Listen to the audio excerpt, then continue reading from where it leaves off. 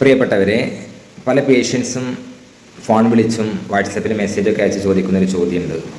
യൂറിനിൽ ഭയങ്കര ഇൻഫെക്ഷനാണ്, urine test ചെയ്തു, അപ്പോൾ യൂറിനിൽ ബാക്ടീരിയാസ് ഉണ്ട്, പസൽസുകളുണ്ട്, അവിടെ ആൻറ്റിബയോട്ടിക് കുടിക്കേണ്ടി വരും, അല്ലെങ്കിൽ വല്ല മെഡിസിൻ എടുക്കേണ്ടി വരും, ചില പ്രയാസങ്ങളൊക്കെ ഉണ്ട് എന്ന് സാധാരണ ചോദിക്കലുണ്ട്.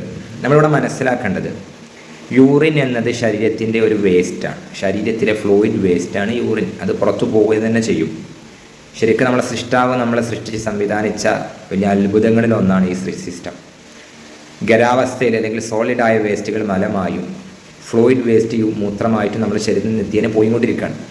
എത്രയോ വലിയൊരു കാര്യമാണത്. നമ്മുടെ സൃഷ്ടാവ് നമുക്ക് ചെയ്യുന്ന അനുഗ്രഹമാണ്.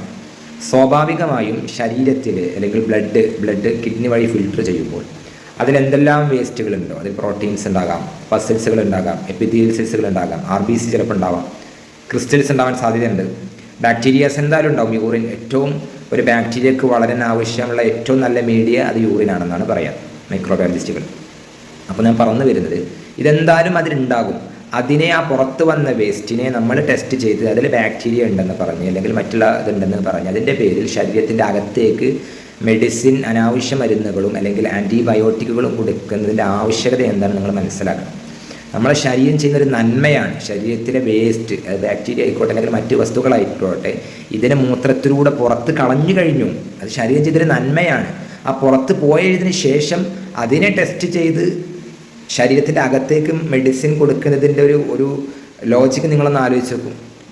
അതുകൊണ്ട് നമ്മൾ മനസ്സിലാക്കേണ്ടത്, ഇത് മനുഷ്യൻ്റെ അല്ലെങ്കിൽ നമ്മുടെ ശരീരത്തിൻ്റെ ഒരു സ്വാഭാവിക പ്രവർത്തനം മാത്രമാണ്.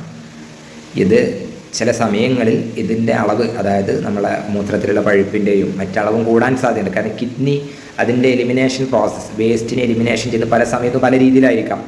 നോർമലി നമുക്ക് പോകുന്ന യൂറിനിൽ സ്വാഭാവികമായും എത്ര ക്ലിയർ യൂറിനാണെങ്കിലും അതിൽ ഒരു 2 to 5 പൈസൽസും ചിലപ്പോൾ RBCസോ അല്ലെങ്കിൽ ബാക്ടീരിയാസൊക്കെ കാണാൻ സാധ്യതയുണ്ട്, വളരെ കുറഞ്ഞ ആൾ. കാരണം അത് വേസ്റ്റ് ആണല്ലോ.